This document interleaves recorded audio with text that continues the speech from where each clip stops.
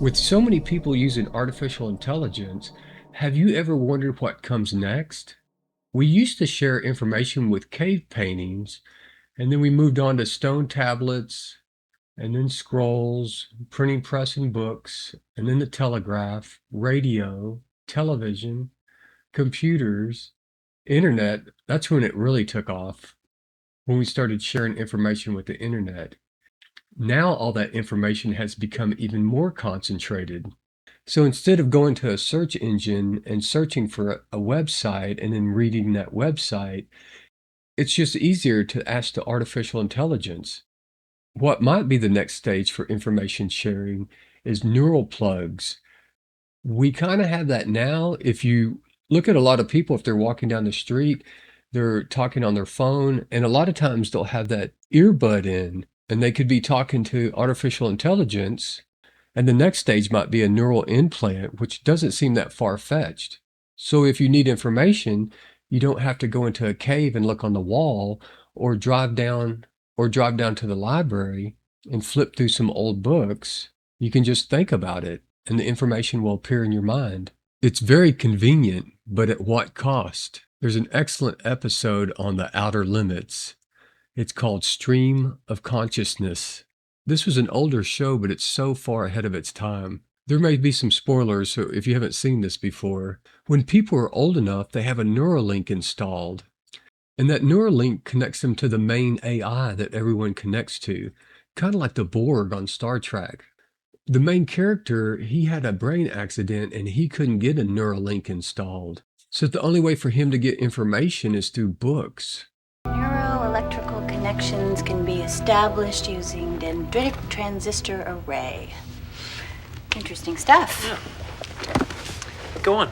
Let's see, where was I? To interface directly with the main synaptic pathways, provided the charge transfer incompatibilities are compensated for.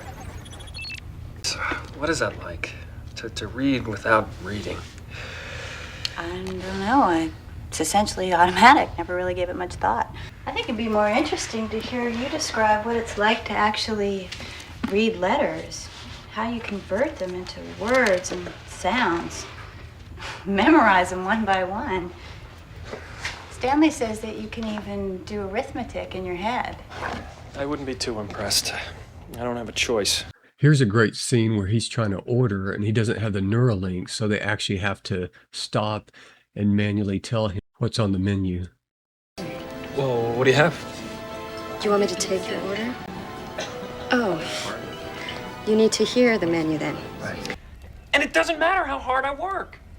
There's nothing I can know that Marcus, anybody else couldn't just download in a second. What is wrong with it? It's viral. An infection? No, it's a computer virus. It infected his neural interface. Since Jesse Cole's time, all published materials put on stream by law, any book considered dangerous was destroyed. Well, for our own sake. You know, someone once said the only crime worse than burning books was not reading them. Certain kinds of information shouldn't get into the wrong hands, Ryan. Especially not the wrong minds. And do you know who decided what was to stay and what was destroyed? Well, the stream. It was given a The series. stream, exactly. And it decided that anything that could shut it down was just about as dangerous as it could get. It's a fascinating show. This whole Outer Limits series is really good if you're into sci-fi. It's on Prime right now. Do you think the next stage is Neuralinks? Or what do you think the next big thing is going to be? There's a lot of great movies out there that deal with technology and humans and how much they're going to integrate. WALL-E, it's a kid's movie. The Matrix, that's the ultimate one. It actually takes over everyone. And then Expelled from Paradise, that's another great one. We make tools to extend our abilities, to further our reach, and fulfill our aspirations. But we must never let them define us. For if there is no difference between tool and maker, then who will be left to build the world?